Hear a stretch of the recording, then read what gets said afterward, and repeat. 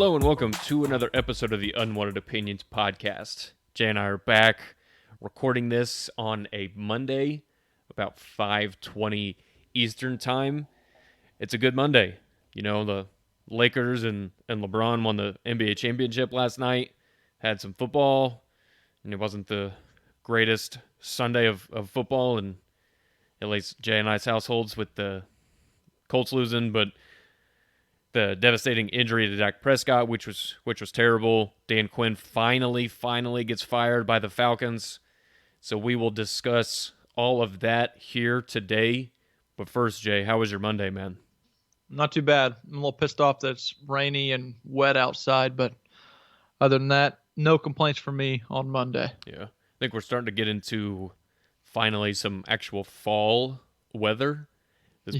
Past week was in the 80s, which was, I don't think anybody from the Midwest is very surprised. We had like a week of 60s, and then now we had the 80s, and now we're back to the 60s and cold and rain, and so yeah, it's pretty standard here. It's annoying. We get a lot of climate change in the Midwest, but yeah, we wouldn't have it any other way, isn't that right, man? No, I would. For sure I would. All right, well, anyways, let's move on to the Lakers winning the title from the bubble. They were there for 95 days. Just flat out impressive. First of all, before we even talk about the game, I don't think people are saying this enough, how well this whole basketball experience went down there for the NBA when the whole shutdown happened from a global pandemic. They just flat out shut down the league, had to work all this out, restart them in the middle of a season, go through all the playoffs, have so many teams down there, so many players, coaching staff, people that sacrificed a lot to go down there and play and work, everything. I mean, you heard so many players talk about just the mental tax it had on you as well as the physical toll, which you could see, especially from the Heat down at the end of those couple finals games. I mean, last night was a prime example. I mean, they just looked gassed, like physically. I mean, you just saw how emotionally draining it were. Paul George talked about it. The emotional Jamal Murray, I think, talked about it. So just a huge props to Adam Silver, the NBA, the NBPA, all the players, all the staff, everybody. It's just incredible. It was well-deserved. They took a little bit from just the very few sports that had opened up before them, and they did their own thing, and now they're talking of other sports talking about making bubbles. Like, I know college football, I don't know if they're really considering it, but I know there's talks about maybe having somewhat of a bubble come playoff time, or the NFL is kind of kicking off without a bubble. But props to the NBA for what they did, really having nothing else to go by, doing their own thing, making their own path, and it worked out. Yeah, fabulously. You talked about other sports trying to do this sort of bubble. I mean, the MLB, they're in the ALCS and the NLCS. They are secluded in Texas and California. They're secluded at single ballparks, and everybody was in hotels and testing and everything, and they had a lot of restrictions on where they could and couldn't go. So that was something that baseball did to where they stole from the NBA. So just incredible the way that they were with. And I just think the product of basketball was just really good. I thought the games were competitive. I know the ratings were down and everything, but I actually saw yesterday or a few days ago that actually all the ratings from the four major sports in America are down, including the NFL from last year. The NFL is down 15% from last year. The NBA playoffs were down like 55%. The NHL playoffs were down like 61%. And baseball was like 45%. So all of these sports are taking a major toll on ratings. It's not just the NBA. So, and say what you want about the reasonings or what it is, but for some reason, the four major sports just aren't being as watched as much as they used to. I think that has a little bit to do with streaming and just the way that people are able to get these different channels. I mean, most people just run to Twitter and tries to see things, or YouTube and catches a 10-minute condensed version of a game because, I mean, are you really that they can put about just anything into that 10-minute condensed? Would you rather do that than spend 2.5 hours watching? I don't know. A lot of people, attention spans are now very different when it comes to these things. So I don't know. But So go ahead, Nick. We know LeBron won his fourth ring. Probably is it? Is he your favorite athlete of all time? Him or Peyton Manning? it's like 1A and 1B. They like share the number one spot. I don't know how I can put one above the other.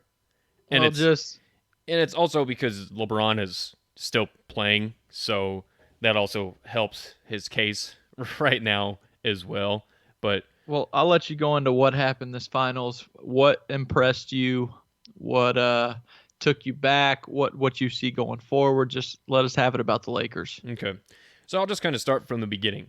So from the beginning of the season, you and I both picked the Lakers to win the championship because there were no Warriors, there were no super teams standing in the way of LeBron.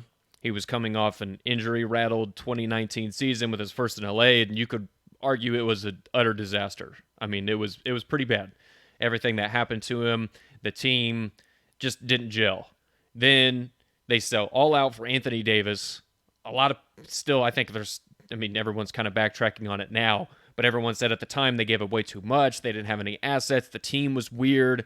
Then they waited on Kawhi. Kawhi spurned him and went to the Clippers. So then they had to try and scramble. And I thought they actually did a pretty good job of filling out the roster, contrary to what the so-called experts would say. I thought the roster fit. I always had. They had shooters. They had guys that played defense. That's what Frank Vogel came in and said from day one. We're going to be a defensive team. You and I both, Jay, were on that Frank Vogel hiring. I don't know why a lot of people just completely trashed it and acted like he couldn't coach at all. It was basically because he was sat in Orlando and had like, he went 54 and 110 or something. It was bad, but I mean, everyone just goes to Orlando and they suck. I mean, the Magic haven't been good since 2010 with Dwight Howard. But And look what he was doing with the Pacers. exactly. I mean, that was a big reason why we bought into him. So, contrary to what they were in the playoffs, this team was not expected to go win the title from the beginning of the season. They weren't even in like the top 5 percentile based off the analytics to win, no matter what everyone wants to say now. And they were favored in all their playoff series. I get that. But from the beginning of the season, they were not that team. And I rode with them the entire year. It was always also LeBron couldn't win in the West. I think that's completely got squashed now. They went through. They were one of the best defensive teams in all of basketball. The pairing of LeBron and AD in their first year won the title. They just fit like, or they fit seamlessly this season, their games. And I don't want to go on a huge debate about this, Jay, but I think Anthony Davis is the best player that LeBron has ever played with. Now, if you want to look at all time, it's D Wade. But LeBron really only played with Dwayne Wade where D Wade was a superstar, and that was 2011. AD still is ascending, I think, and I also believe that this championship will just throw a weight off of your shoulders because you always see that. Once a guy wins a chip, he usually comes back and is better. I mean, I think you saw with Michael Jordan, LeBron, Kobe, Shaq, KD, Steph Curry, all these players that have just won titles, and it just is like so much weight off your shoulder. I mean, just to throw into another sport, Peyton Manning. Once Peyton Manning won that Super Bowl, he just looked like a completely different player, especially when it comes to the postseason, because you finally just have that thrown off you. I mean, it's a huge weight off of your shoulders. And, I mean, they just went through first round 5 games after a lot of people picked Portland. Second round 5 games when everyone said the Rockets were such a huge mismatch for them and they didn't know what to do with the size and the small ball. Denver was coming in beating the Clippers. I mean, so a lot of people were like, oh, Denver's this young team. How are they going to deal with Jokic and Murray and that pick and roll and the combo? Beat them in 5. Here comes NBA Finals against Miami.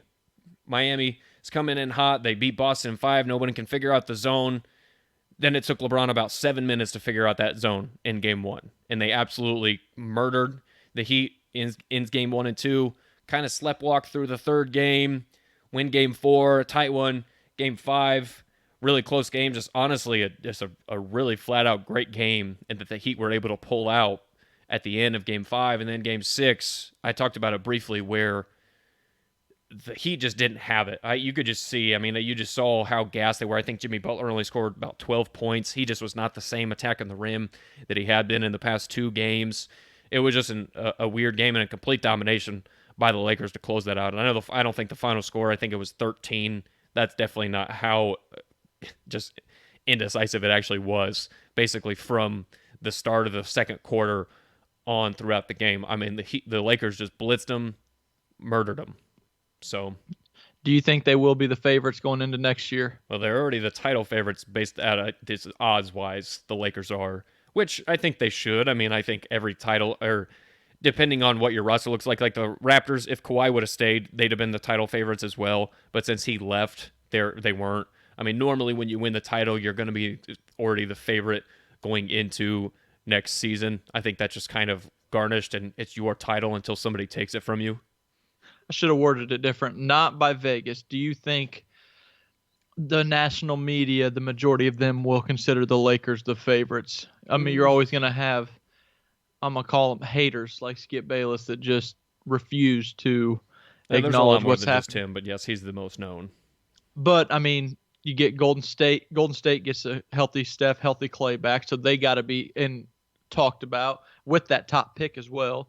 You also get the Nets back with Kyrie and KD. So there's some good teams coming back that you didn't really get to see much of this year. The Celtics will probably return most of their key players. I believe the Lakers will win it again next year, unless LeBron just takes a complete nosedive health wise, which if you watch them this year, I don't think that's happening. Yeah, barring injury, I think they should because they can also get better. I mean, that's something that is lost as well because there's not a lot of who knows what the salary cap's going to look like. But the Lakers they have the non-taxpayer mid-level exception, which is about $10 million. So you're also going to see guys who are ring chasers, I guess, if you will. You've seen a lot of that before. Ray Allen signing with the Heat and David West going to Golden State. A lot of players signed with the Spurs back when they were trying to win a lot of championships. I mean, you just see it every year. The Lakers with Shaq and Kobe, they tried to add Gary Payton and Karl Malone. That obviously didn't work out. But you get my point. You get these veterans who are, they made all their money. They just want to win. I mean, you're going to have guys like that who just look and see how much fun it was for the Lakers this year because there was, and that's something that comes with normally a lot of LeBron James led teams is a lot of drama, but the Lakers didn't have a lot of drama this year, like really at all.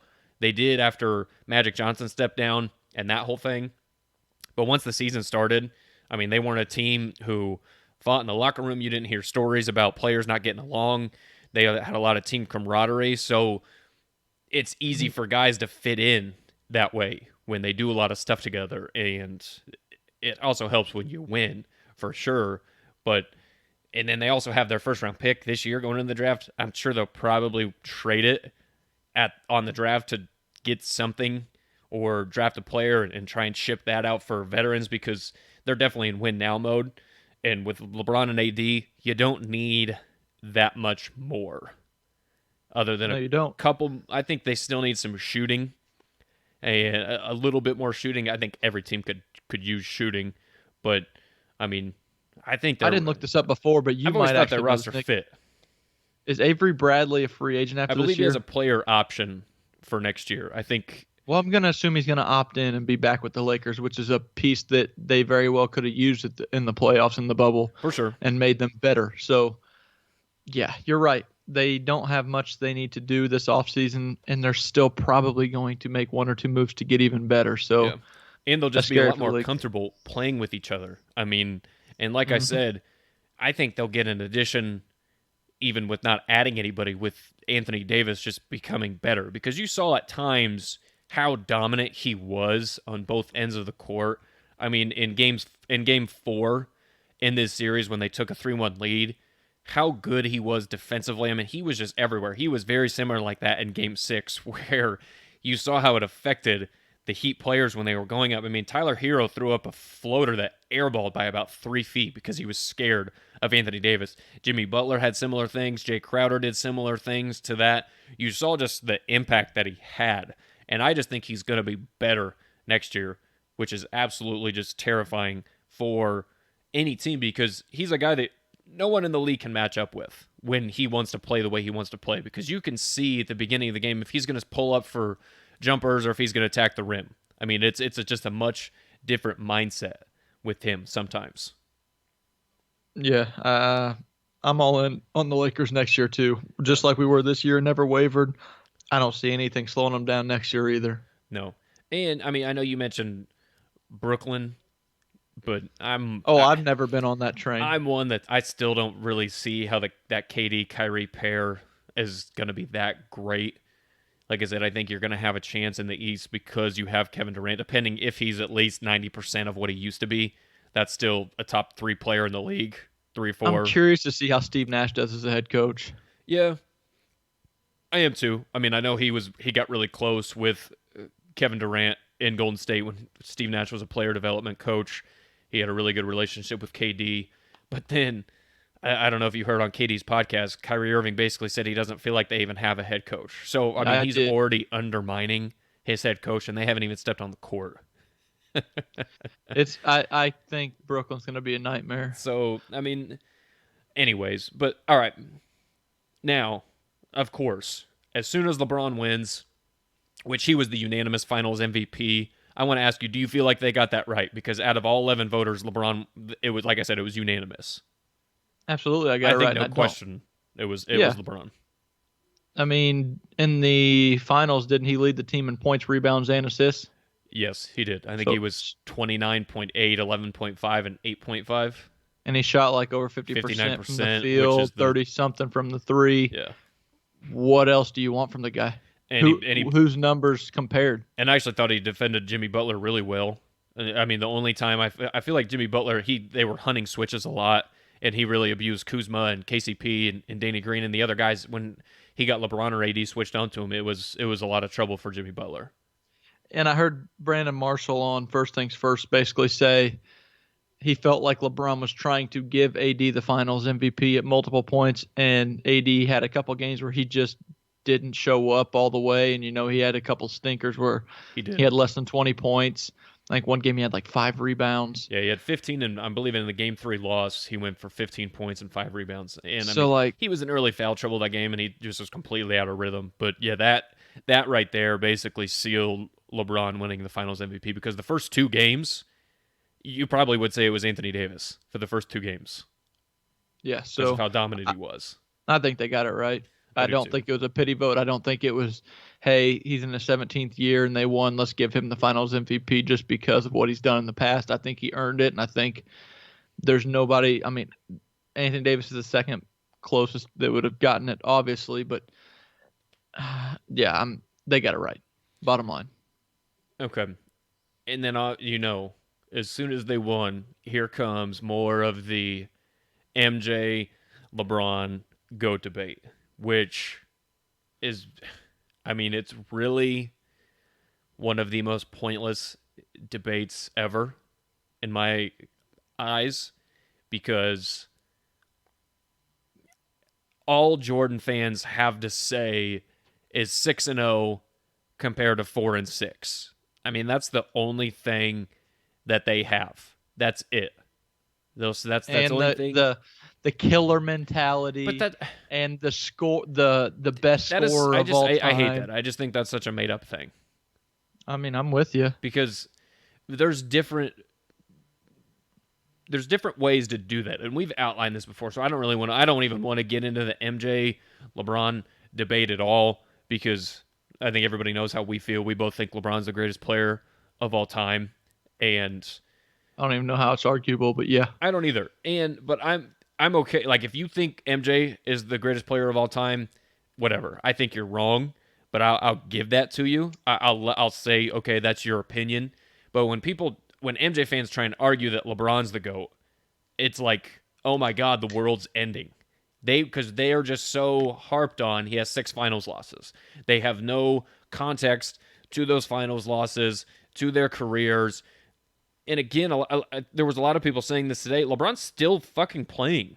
Like his career is not over. I mean, Mark Jackson was harping on this like all finals. He's probably going to have the greatest career of all time, which I don't understand how you think somebody can have the greatest career of all time but not be the best player of all time. That just doesn't make sense to me. But I mean, he's going to be probably first in scoring. He's going to be first in playoff scoring, top 3 in assists, probably. I mean, playoffs, like I said, playoff scoring, playoff assists, finals appearances, and he could add a few more rings. I mean, and what's it going to take? Does he have to get to 7 rings or at Wasn't he least fourth all time in 6? rebounds already? No, he's not fourth in rebounds. I mean, I don't Or even. no, that was scoring. I'm sorry. He passed. Who'd he pass earlier? I think it was like in the first round of the playoffs or something. Maybe he moved up to fourth in scoring.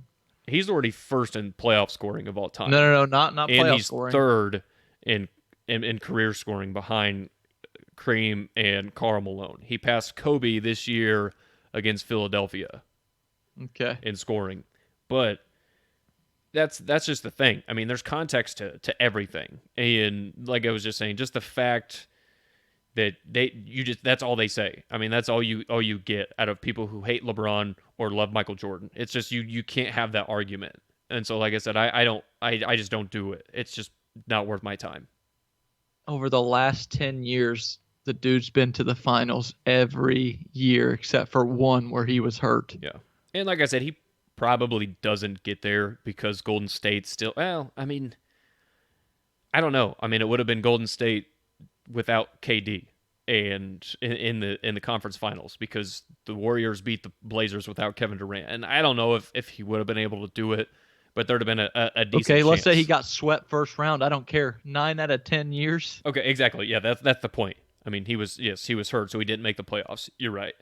Yeah, and I don't know if you heard during some of the broadcasts of the games, Jimmy Butler talked about how hard it was to get there, and they were asking him about playing in his first finals compared to LeBron playing in his 10th, and he just like shook his head and like I don't. He's like it just had the admiration for LeBron getting there 10 times, and that's what I don't understand is every person says how hard it is to get there, and he's done it Once. 10 times. I mean, there's a lot of guys exactly who don't even get there one time. This was Jimmy Butler's first time, and he talked about how hard it was, how taxing it was mentally, physically. I don't know if you saw him after game 5. The dude could barely walk off the podium because he played like 47 minutes in game 5 because obviously they got to save their season and he had to do everything.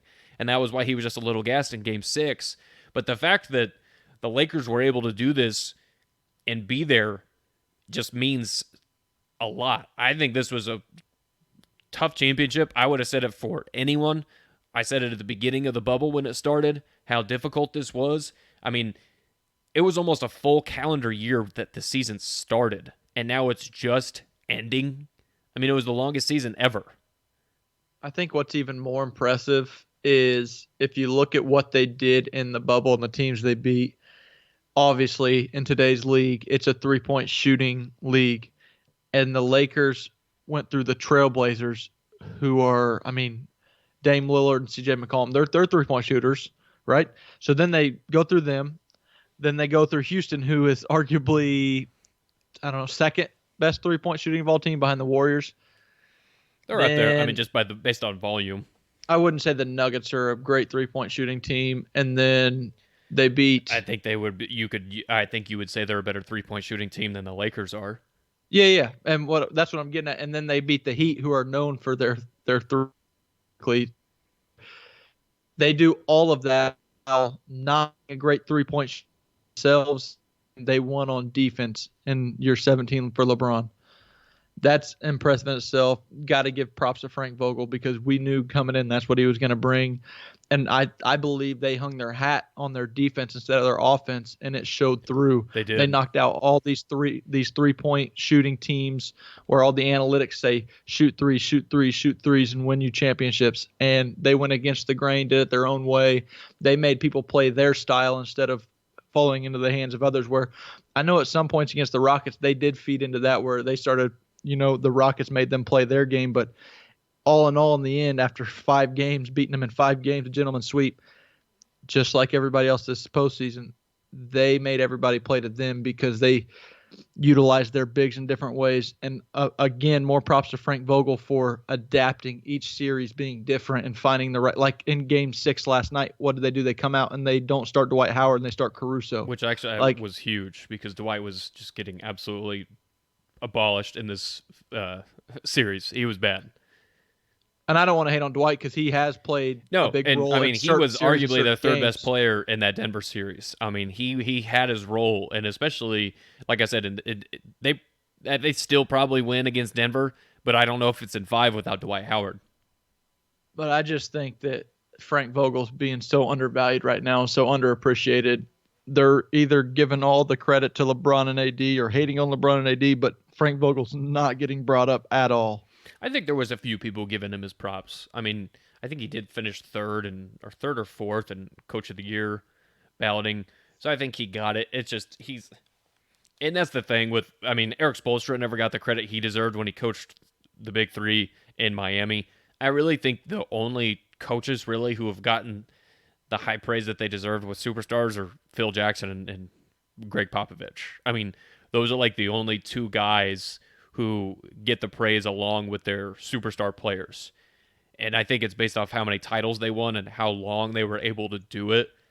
But coaches just go under the radar a lot, in my opinion. But I mean, yeah, credit them. And that was another thing. I mean, you talked about Dwight Howard, how he didn't really play. I think he played like the last 90 seconds of Game 6, but I mean, in this series, their third best player was probably KCP. I talked about it in the Denver series. Their third best player was probably Dwight Howard against Houston. I mean, I don't know. You could argue it was Caruso or Danny Green or KCP, but they had everyone was really harped on who's going to be their third guy all year long. And it changed a lot. I mean, it basically changed from night to night, series to series. I mean, in that opening round against Portland in game one, KCP shot 0 for 9, and everyone was calling for his head. I mean, Rondo and a few playoff games this year was pretty bad and looked like regular season Rondo, but you saw him in game 6 how valuable he was. I mean, he was a huge reason why they won in game 6, but they were just able to get contributions from guys on different nights. And that is spectacular, and that's what you need when you win a championship. And you know what's funny is there's probably only a handful of games this entire playoff run where Kuzma gave you a decent amount offensively. He was ass in the finals. They did all of this well coming into the year, everyone expected him to be the Yes, they third did. guy. And that just speaks to their depth. I remember but I'm probably before the playoffs even started, me and you both mentioned that the depth of the Lakers is being slept on because It everyone's was. overhyping the Clippers' depth and they were sleeping on guys like Avery Bradley, obviously before he decided not to go to the bubble for his own reasons. Guys like Caruso, who had stepped up at the end of the regular season. Guys like Rondo, who you knew was going to come through in the playoff times. Dwight Howard, JaVale McGee. They had these guys coming off the bench that had been there, done that. Danny Green, that you just understood the depth of this team. Oh, I guess me and you kind of There had was a there were very few though is the point, and that's what I talked about at the beginning of the pod was yes, everyone just laughed at him. They sure. laughed at Rob Pelinka for all these signings. You heard LeBron talk about it. Rob wants his damn respect because he put together a championship roster. Obviously, it helps that LeBron and AD came along, but I mean, you still got to fill out pieces nicely because look at the Clippers. I mean, the Clippers were the best team in the offseason. I mean, Lawrence Frank just won Executive of the Year because of the team that he put together. But look what happened. They had a roster that didn't fit together. It didn't work. Same thing with Milwaukee. Milwaukee had a roster. It just didn't work come playoff time. That's why in Miami, I mean, a lot of these guys were unknowns until the bubble started and the playoffs started happening, but their pieces fit together. And that's something that goes very under the radar. You can't just throw together a team and expect it to happen just like that. I mean, this is like the first time that LeBron, when he gets another all-star superstar caliber player, that they won the title in the first year. Because when he went to Miami, they didn't win the title until year 2. Same thing with Cleveland, albeit Kyrie and K-Love go down in the finals, but they lose their first year, then they win in year 2. This year, the first year with LeBron and AD together, they win the title. That hadn't happened with LeBron before. It took him time to mesh with his teammate to do that. And I think that speaks volumes to just his greatness. Yeah, let's close that on that. I'm looking forward to next year already, and it should start up. I Yeah. mean, when are they thinking about starting up? I don't know. I mean, I think free agency is going to start December 1st, is what I saw today. But, I mean, the things that I've read and have seen, they really don't know because they want fans, and they kind of see how the NFL is struggling to do fans and how the NFL is struggling outside of a bubble because they've had to cancel games left and right. So, and the NBA is a little different because they don't play once a week; they play 3 or 4 times a week. So, I don't know how they're going to do it. Who knows what's going to happen? But It'll I be did want to interesting to just see going forward. say that again. I said it'll be interesting to see going forward. Yeah, but this is another thing, Jay. LeBron in 3 out of his 4 championships has ended the closeout game with a triple double against the The Thunder, dude's unreal. against the Warriors, and now against the Heat. And in that Game 7 against San Antonio, he went for 37 and 12. So that's not too bad either. Yeah, that's pretty off game. And I mean, Game 5 when they lost. I mean, LeBron, he just wanted to say he could have a championship in 5 games, 6 games, and 7 because he'd already won in 5 and 7. Now he just wanted a sixer. So there you go. He just wanted to add that to his resume. Yeah, get out of here. No, but we can end on that Lakers thing. But I just want to also just talk about the Heat for a little bit because what they did was extremely impressive. Because once once the season ended, I mean, they were kind of struggling because they had just gotten some Iguodala and Crowder, and they were trying to figure each other out for a little bit. That hiatus, they took advantage of it. They got better. Duncan Robinson, Tyler Hero, Bam, all of them. I mean, they bought in. They loved being in the bubble. They loved that isolation, especially Jimmy Butler, and he took a leap to where I believe you can call him a legit superstar now because he showed he can be the true number one on a team. It's just I know injuries also come into effect. I still think they lose if Bam and Dragic are completely healthy, but I don't think this Heat team is going anywhere. I really don't because they're another team that they're one of the few teams that actually have cap space this year, and they have some trading assets as well. If they want to go get a guy like I don't know, a Victor Oladipo or a Bradley Beal or a Drew Holiday or somebody like that to improve this roster because Pat Riley's always looking to improve and just doesn't want to stay stagnant. I agree with that, but I think they should look more at that into free agency because it's not the same as the Lakers from a year ago where they have one superstar in LeBron and a bunch of young guys that are expendable to bring in an AD because I think if you do that, you're going to screw that team up. The way they're built right now, they need to keep their young guys and just try and recruit a big-time free agent. And that team would be... that won't happen until next year because the summer of 2021, well, if it's summer, I don't know exactly when it's going to be, but that's when the big free agents like Giannis and Kawhi and PG are out there. And I think they can get one of those guys. So next year, I think you try and run it back with this team. I mean, you made it all the way to Game 6 of the finals, so try and run it back, do a little bit here and there in free agency. Don't get yourself in long-term debt and really go after one of the big-name guys the following season and keep this young core together because I think they love Jimmy Butler, and I think Jimmy Butler loves playing with them, and they've all bought into what Eric Spoelstra's selling. So I think they're one big player away. Yeah, and, I mean, you also probably expect Hero to become better. I think Bam still has improvements in his game as well. So, I mean, they have guys... I think they're forgetting that Nunn, Hero, and Duncan Robinson are all rookies. And, I mean, Bam Adebayo is in his 3rd year. I think he's only 23 years old. Hero's not even... If the Heat were able to win, Hero wouldn't even been able to have any alcohol because it's not even 21 yet. So, yeah. I mean, they're a young team, and they've got their guy, their leader, great coach, great GM, great owner. So I think they'll be back. And I just was damn impressed with the run that the Heat put on in this postseason. I really was. Same. Because they came into it prepared and they were ready to go. And you can't say that about every single team. No, you can't. So major props to the Heat. I'm glad you shouted them out. LeBron was just too much, so, you know. All right. But, all right. Jay, let's start with Dak Prescott because that was just an absolute gruesome injury. Feel awful for the guy. I hate to see injuries. That really sucks. and I just I don't even know. I don't even have words for it because it was just terrible to watch.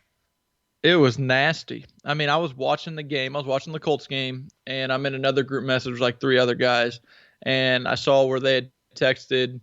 I think he literally said like, "Damn, I think Dak just snapped his shit in half." And I saw that, and I was like, I don't know what they're really talking about. I'll look into it here in a little bit. But I just kept watching the Colts game, and then you sent me the video, Yeah. so I was like, okay, it's right here. So I watched it, and it was like, I mean, it turns your stomach upside down watching. First of all, not only because it looks like it hurts like hell, I don't. And then the dude's over here trying to stomp his leg back into place Yeah. after it is making an L shape with his ankle. But not only that, but then you just sit there and think like, I know me and you dog on him a lot because, and this doesn't change my opinion on him. I think No, it he's an doesn't. It doesn't average change my quarterback, opinion either. but it just sucks that he's done everything the right way. He doesn't complain. He doesn't talk to the media about his contract. He doesn't talk down on his teammates. He doesn't talk down on the Cowboys. He's basically just betting on himself. He's like, we're just going to let this thing play out. It is what it is. When my time comes, I'm going to get paid. And he's been a great teammate. And then this happens in his contract year where he's about to get paid. Side note, I really don't think this has too much of effect on his next contract, which is a great I thing. actually don't either. I know a lot of people are overreacting, saying now he just lost so much money on the table. I don't think that's the case. I just feel bad that this happened to him in his contract year, but I think he's going to recover. Hopefully, he's fine. I don't know how the recovery is going to work because you saw Alex Smith. I think they said 4 to 6 months, but Yeah, the Alex Smith situation is much different. I mean, exactly. Alex Smith almost had to have his leg amputated. And he already had a successful surgery. Doctors are okay. They feel okay about his recovery and all that. Mm-hmm. Now, my only question, I don't know, will he be on the Cowboys next year or will he be somewhere else? That's also a great question because I think Stephen Jones, it was one of the Jones, I don't know if it was Jerry or Steven, said that Dak is still a part of our future. I mean, what's also kind of getting lost is the fact that the Cowboys had a massive contract available for a long-term deal with a lot of guaranteed money for Dak to sign, and he didn't because he wanted more. He wanted a shorter-term deal for more than what they were offering him. And the Cowboys were like, look, 38, 39, 40 million dollars annually.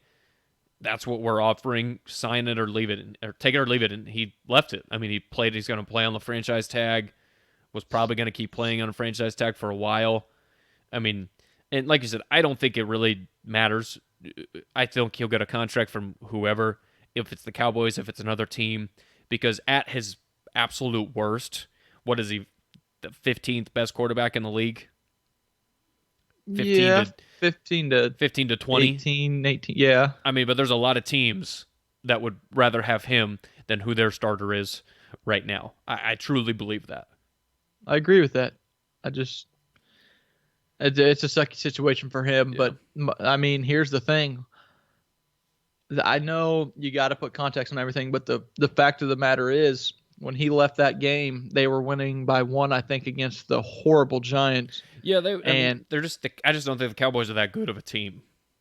well, what I'm getting at is he goes out of the game, they're up by one. The backup, Andy Dalton, comes in and they end up winning by three. Not that big of a deal, except for the fact that Andy Dalton's making pennies compared to what Dak's trying to make. So if Andy Dalton can get this team to 7-8, 7-8, 9-7, do the a really hard look. Do we really want to invest all that money in Dak because we already have so much of our money tied up in the offense, none in the defense? We're going to have even less if we tie up Dak. Our defense can't stop a fucking nosebleed, and our backup just won us 7 or 8 games. Their You know what defense I'm is saying? trash, but I do. I mean, Because but if they pay Dak, they literally are going to have no money to pay anybody on defense, and they already can't stop anybody. I mean, just look at the skill position that the Cowboys have offensively. I mean, they have Ezekiel Elliott, who, no, he's not the best running back in the league anymore. I don't even know who I would call the best running back in the league right now. I mean, but Zeke is probably a top 5 running back, depending on what you prefer type running back. But then you got Amari Cooper, CeeDee Lamb, Michael Gallup. I mean, they still have a lot of good skill position guys. And Andy Dalton, when he was at his best, so did Cincinnati. I mean, Cincinnati had Eifert and Green and Giovanni Bernard and Jeremy Hill. They had a lot of guys offensively who you could get the ball out quick to, and that's where Andy Dalton succeeded. So no, I would not be surprised if the Cowboys go 9-7, 8-8, 7-9. I still think Dak's a better quarterback, but your point I get. Could we pay him a little less and still be exactly where we are? I, it's a catch-22 type situation because you may be stuck regardless because no matter how good your quarterback is, if your defense is that bad, you're just never going to win enough games. Yeah, my gut reaction is Dak's going to make a recovery. The Cowboys probably end up somewhere around 500. And the division sucks. Yes, it does. And Jerry Jones and Stephen Jones realize they're getting the same basic win-loss record with a backup or close to than they would be with Dak. Numbers-wise, Andy Dalton's not going to put up 400 yards a game like Dak's been doing. No. But I don't care how many yards Dak's putting up. They're resulting in losses. They win games when they run the ball well and play pretty good defense. Go look. I mean, they're before it was a lot of clock game. management. They controlled the ball a lot when they were winning a lot of games. When they went 13-3, they led the league in time of possession. That's how they won ball games. And now they're trying to turn their offense into a complete just air raid, and it just hasn't worked. Exactly. They were 1-3 coming into the game, and Dak's having statistically his best start of his career. He was on pace to throw for like 7,000 yards. Yeah. So he's throwing for all these yards, but they're not resulting in wins. And I don't know. If I'm the Cowboys, we've been saying this forever. I'm not paying Dak all that money. I'm not. I wouldn't have even offered him what they offered him the first time that he turned down. I mean, stats are stats. I mean, a lot of people, the whole Kirk Cousins thing, when he was putting up a lot of good numbers, but he wasn't, they were going 9-7. A lot of people just were like, oh, they're empty calories. That's what everybody called yards. They just weren't doing the same thing for Dak, really, right now, because he's on the Cowboys. So, it is what it is. Do you want to say anything about the game? No, the Giants suck, and I just don't think the Cowboys are that good. But the Giants are probably the worst team in football. The Giants and the Jets. I mean, they're just both I would say that the bad. Jets. Yeah. Giants still put up 34 somehow. Yeah, I mean, we're talking and about if you watch the game, they both suck. They both had defensive turnovers, so you can offset those. And the Giants had 2 touchdown plays called back because of penalties. So I get you. Still should. I mean, as a Cowboys fan, that's not very encouraging. No, it's not. So and go ahead. No, I was just going to say, I mean, the Cowboys, they're going to put up a lot of points, but they can't stop anybody. And it's the bad Giants team. So I don't know what to make of it. And we can move on to Dan Quinn. Finally got fired. Yeah, just happened a few weeks later than what we would have done. And it also happened a few hours after Arthur Blank said, if there's something to say, I'll say it. About 5 hours later, they part ways. And they also let go of Thomas Dimitroff, the GM. Who I think Dimitroff will get another job, no problem. During that Super Bowl run when they were a good team, Dimitroff put together one of the best rosters in football. Even now, their roster's not bad. I just don't know what the fuck's going on. That's all on the coach, man. And Matt Ryan can take some of the blame too because he is not playing well. And the weapons he has, he should be playing a lot better than he is. But he's a lot to blame. No, your GM is in charge of getting you the players. Your coach has to put it all together. You can't tell me the Falcons don't have talented pieces. They just haven't put it together since that Super Bowl. So it's just like so weird. They've been just the epitome of like a mentally weak team ever since that Super Bowl. Ever since that second half of Super Bowl 51, they just fold in every single game. It's strange, and that has a lot to do with the coach, and he just survived way too long. He really did. Tell you what, Dimitroff would be the first person I'm calling trying to get to come to Houston if I'm looking for a GM.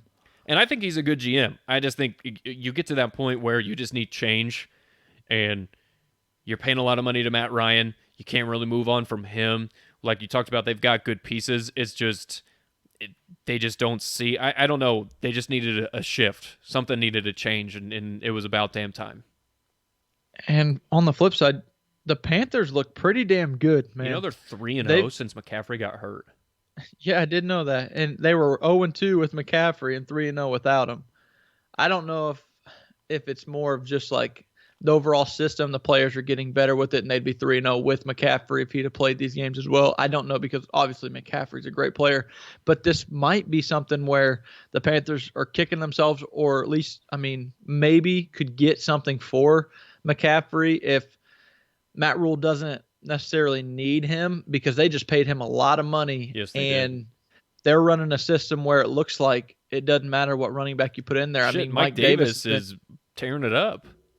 I so picked this him up might in be one of fantasy, those and he's been awesome. yeah, this might be one of those situations where you can get a lot for Christian McCaffrey. There's a lot of teams that would want him in their backfield. So Yeah. maybe you ship him off and try and get some pieces because they look like they drafted 4 really good players on defense they're going to be their building blocks. They got Brian Burns coming off the edge who is taking that second year step forward. They got Derek Brown who they drafted this year in the first round who is playing really, really well. They got Yetur Gross-Matos. He doesn't look like a damn rookie opposite of Brian Burns. So it looks like their And a guy front we four is both going to really be liked at safety, Jeremy Chin, and who, Jeremy Chin. I mean, he's flying all around the field. So, Those 4 players look like they're going to be the cornerstones after losing a big-time player in Luke Kuechly. yeah. And now their offense is humming, like I said, without Christian McCaffrey. Bridgewater looks like he's fitting in perfectly for what Matt Rule wants to do in that offense. Robbie Anderson coming on, who you hated on, who looks like a pretty good player there. The only reason why I hated on him was because you called him an elite receiver. Okay. Elite might have been a little over the top. But he's A playing little, man. He's like a good pretty damn receiver. good I'll number give him one that. wide He's a receiver. good receiver. So they've got some options. What if you were the Panthers? I wouldn't do it just yet. But say you get up to maybe you are, I don't know, 6-3 or something along those lines. Do you consider trading off McCaffrey? I mean, why not? That's a huge No. contract. I mean, I don't know. I know it's a lot of money, but I mean, could they have beaten these 3? I mean, could they have beaten Arizona at home with McCaffrey? Probably. Could they have still won this game against Atlanta? Probably with McCaffrey or who it is at receiver. What I will say, or at running back. What I will say is, now that he's gone, I feel like Matt Rule had to distribute the ball a little more and not just solely focus on getting our guy that we paid a lot of money to. So I think this will benefit them when he comes back because they don't have to give him the ball 40 times a game. Yeah, that's my point. Maybe they were overfeeding him, but then you say, okay, now that he's back, we don't have to give him the ball that many times. Then it's like, what the fuck am I paying him for? Well, I mean, I think they probably I think all running backs are overpaid, but I mean, because again, you see Mike Davis looks pretty damn good, and he's probably making $1 million this year. But I don't think it's fool's gold, man. I think the Panthers are a pretty good team. Their offense, I mean, they're going to put up points. I mean, we talked about how good their offensive skill guys were. I mean, and if Teddy Bridgewater is playing this well, I mean, the Falcons are a shit show. I don't think Tampa's that good, and the Saints have had their issues this year. I mean, Michael Thomas has barely played. He's punching teammates at practice now. So, I mean, who knows? There's some issues. The Panthers are tied for first in the division right now. Yeah, that's what I'm saying. That division's kind of wide open at this moment. No team has taken a stranglehold really on it. I know it's only 5 weeks in, but you can see some other divisions across the NFL where you can clearly pick out the best team in that division. In the NFC South, you could argue the Panthers are the best team in that division. I still lean Saints, but I mean, right now, what the Panthers are doing has been impressive. Yes, it has. So I'm interested to see how they play going forward and once McCaffrey gets back because I think Matt Rule and Joe Brady might have a bright future there. Yeah. Let's see. Let's talk about the Buccaneers. That blunder. Because I don't think we haven't had a pod since it happened. No, we did not. And we both picked the Bears to beat the Buccaneers. Yes, we did. Even after Tom Brady's GOAT game with 5 touchdowns and he's unstoppable, he's back and all this. Gold. And then he comes back and puts up a total of 19 against the Bears. I just really liked the Bears. You can get that the front four that they have, the pressure that they were getting to Brady at Chicago, short week, old quarterback, colder weather. Exactly why I picked the Bears, because they could get after Brady with just rushing forward. And something that Tom, you can tell he hated, was how undisciplined the Buccaneers are. They are the most penalized team in football. You saw one drive, they had 4 straight penalties called on him and got him to like a 3rd and 37. And he lit his team up on the sideline, albeit if that was anybody else, they probably get destroyed by the national media, but it's Tom Brady, so he gets a pass for it. But those things for 20 years did not happen in New England. And that's another reason why he's the most overrated player in sports history, man, because he benefited so much from what Bill Belichick did in New England, and he's not getting that, and he's seeing it now. And you saw at the end of the game, the idiot, I don't know if he just pretended like he thought it was 4th down or didn't know, but I mean, did he not realize that he had just thrown the ball 3 straight times into the dirt, and then his 4th pass of that drive should have been intercepted had Gronk not knocked the ball out of the Bears defender? I mean, come on. I don't he think looked there's any horrible at the end of the arguing. game and in the 4th quarter. His arm looked bad. It's just it's going to happen. It's bound to happen.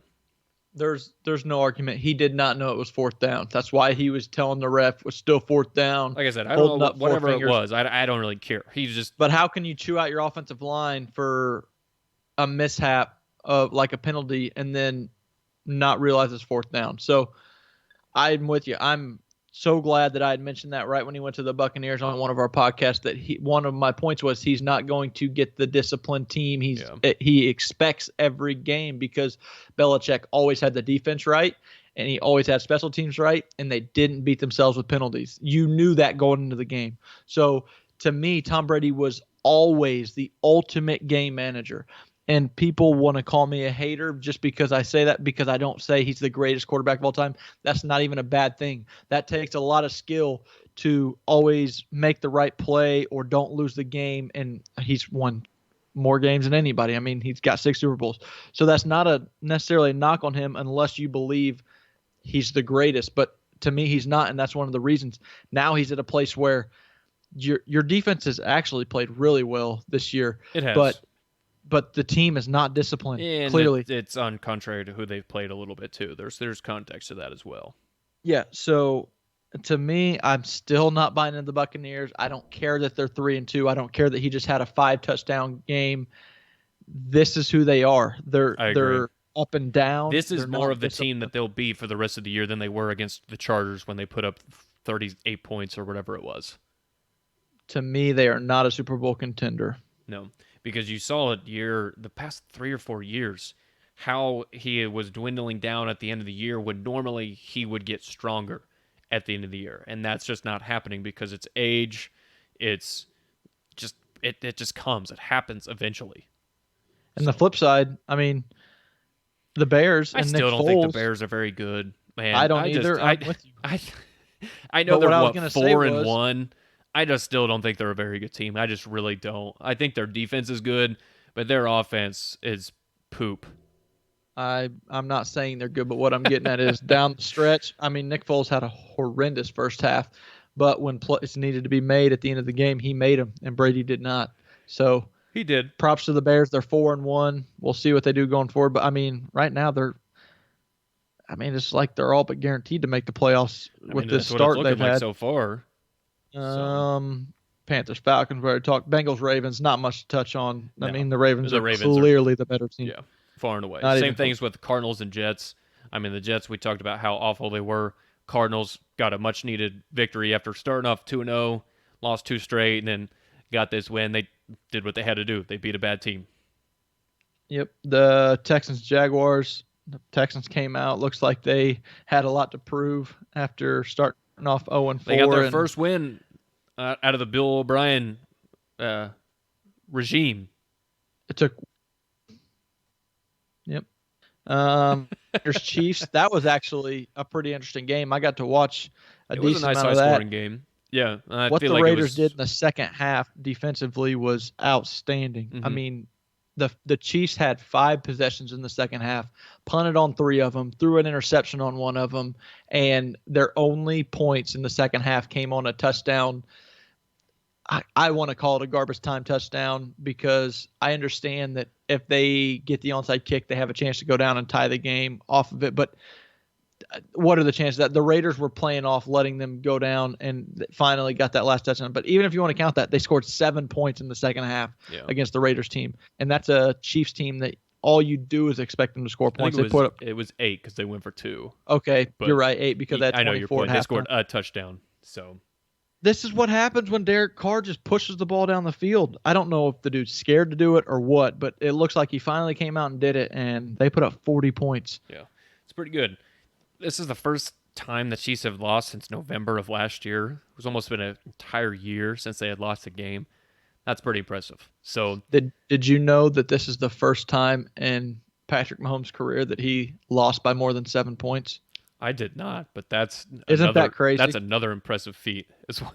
As well. This is the first game he's ever lost by more than a touchdown. Wow. Well, props to the Raiders. They win and did their thing. But Yeah, and I'm not eh, knocking writing the no, I Chiefs mean, were off the on Chiefs this going to one. go undefeated? No. I mean, are the Chiefs the better team?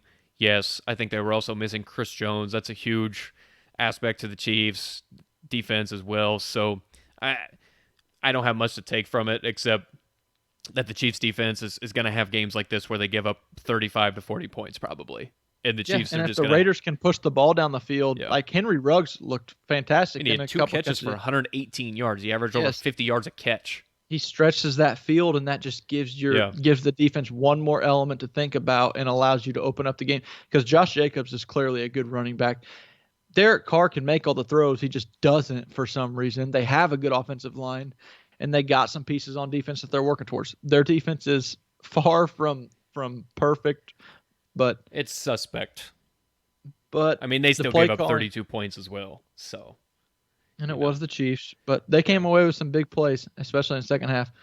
Yeah, we touched on the Cardinals Jets. Not really much to talk about there. Eagles Steelers was another good game. It was a good game. It was It a was a lot terrible of third quarter for back the and forth. Eagles. Again, Yep, I mean, they had a bad third quarter to start at least. Carson comes out and throws an early pick. Uh, Chase Claypool was amazing. amazing for the Steelers. I mean, the dude couldn't be touched, it seemed like. I mean, he was running 4 free touchdowns. every play, it seemed like. Dude was everywhere. I mean, jet sweeps, whatever. They were giving him all, and he looked really damn good.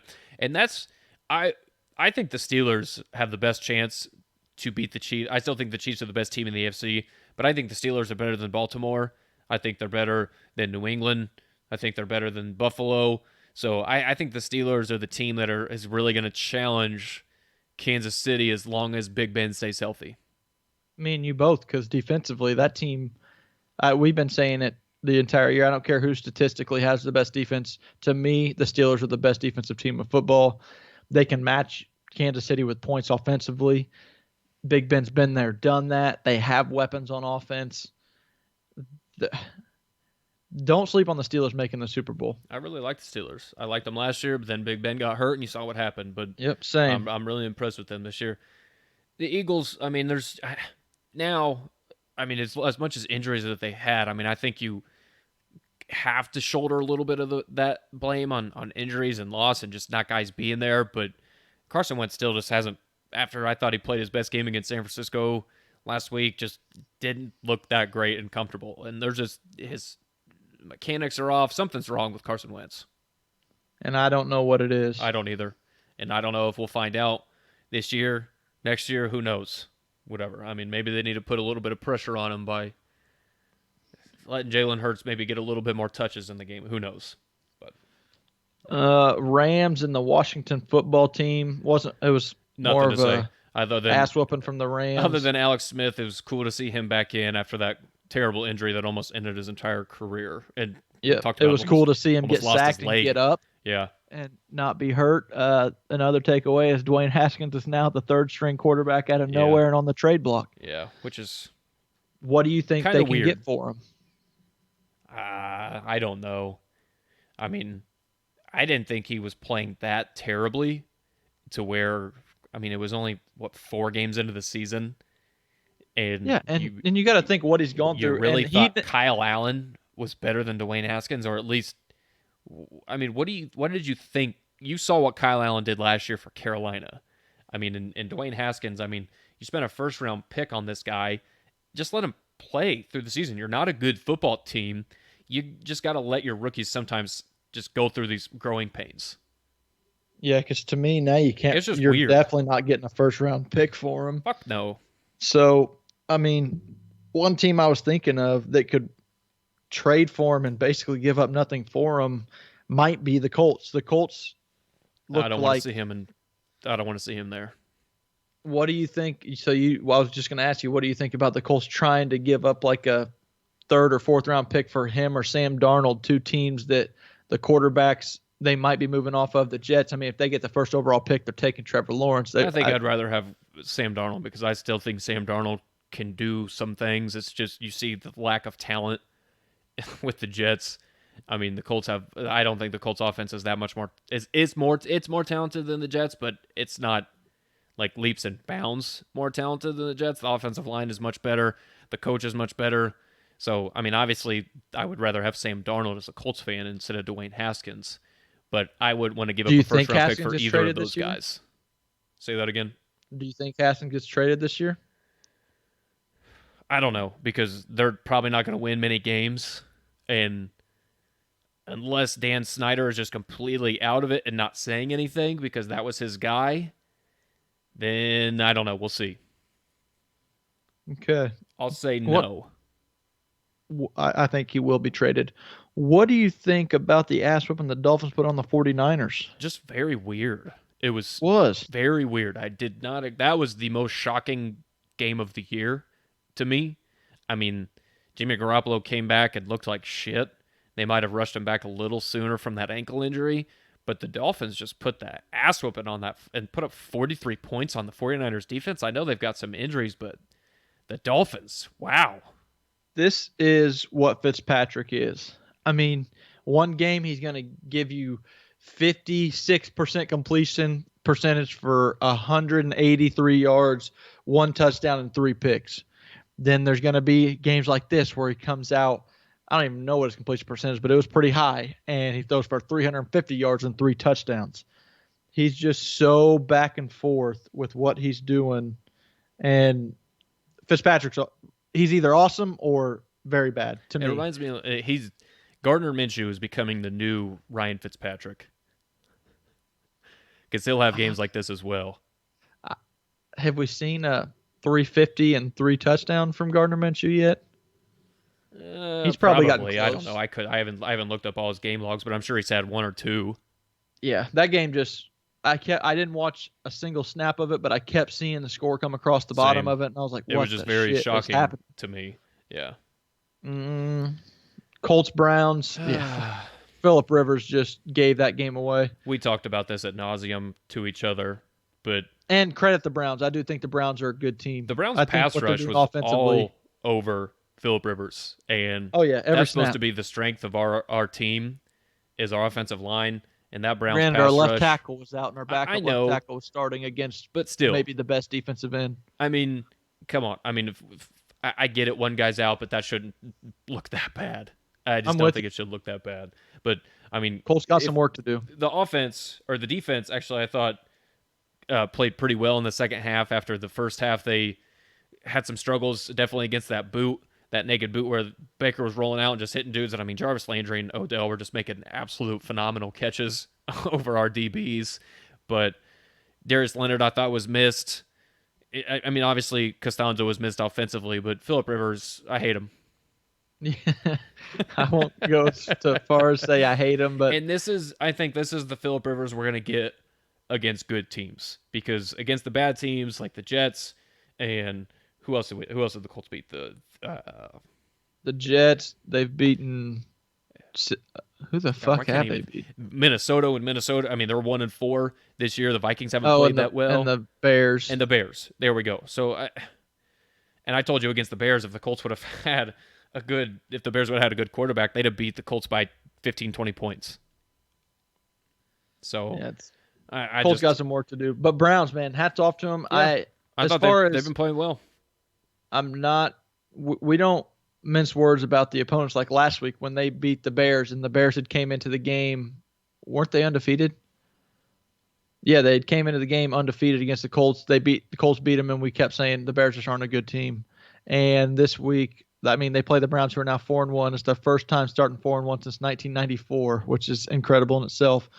And I believe the Browns are a good team. I could see the AFC North having 3 playoff teams. I mean, right now, what you got? 4-0, 4-1, and 4-1 for Browns, Yep. Ravens, Steelers. And I mean, the Browns pretty good. offense, I feel like it's gotten better week after week after week, and they're able to run the ball. They Myles did this Garrett leads the league in sacks. They did this without Nick Chubb. They have players all over defensively, big name guys. So again, the Browns, I feel like the Browns come playoff time is going to be a team that not a lot of people want to play, just because they could hang 35 on any team. Yeah. Giants, Cowboys, we already talked about, and then Vikings, Seahawks is the last one, which was just a great performance by Russell Wilson to end the game. At a point, you thought the Vikings were going to run away with it. Then the Seahawks score like 21 straight. Then the Vikings get the lead back.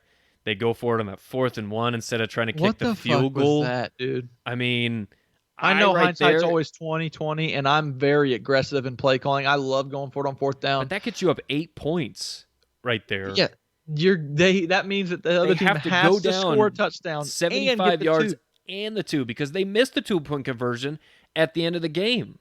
And that right there, I know different situations happen, different things, and all the time, but I would have kicked the field goal there. I mean, I would have kicked the field goal. I'd have kicked the field goal saying something, because that puts you up 8 points, and it's really hard to do that. Drive down there. I mean, they got him to a 4th and 10, and then Russell Wilson just pulled another rabbit out of his hat. DK Metcalf, who's turning into a star right now, right before everybody's eyes. I mean, he's been awesome this year. Comes up with a game-winning touchdown. Seahawks defense is, I think, on pace to give up the most yards in NFL history.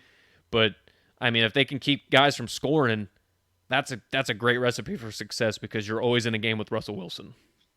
And this wasn't even Russell's best game. No, he had you could argue it was probably his worst game of the season so far. And he still leads the team in the 4th quarter. He never flinches. He had a big 4th down conversion on their side of the field at the end of the game. And then, like you said, that 4th down there by the end zone, he throws. And that was after DK had just dropped a touchdown.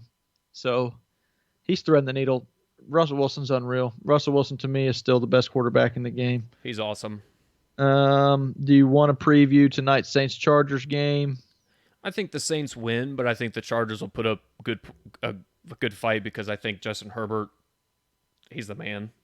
Yeah, and fucking Michael Thomas not playing because he punched his own teammate. Yeah, that's just stupid. Yep. I will take the Saints to win that game, though. Bills-Titans on schedule right now for Tuesday. I will take the Bills. Yeah, if we get there, if the Titans have enough people. Yeah. So, you want to wrap it up? Yep. Let's get out of here, man. All right, wrap her up. Subscribe, rate, review everywhere you find your podcast. Check us out on YouTube, Twitter, Facebook, Instagram. You guys know the drill. Keep listening. We appreciate all the feedback from everybody. So let's continue to have a good NFL season, and hopefully COVID doesn't shut more teams down, because I hate seeing that. I do too. All right. Until next time. Until next time.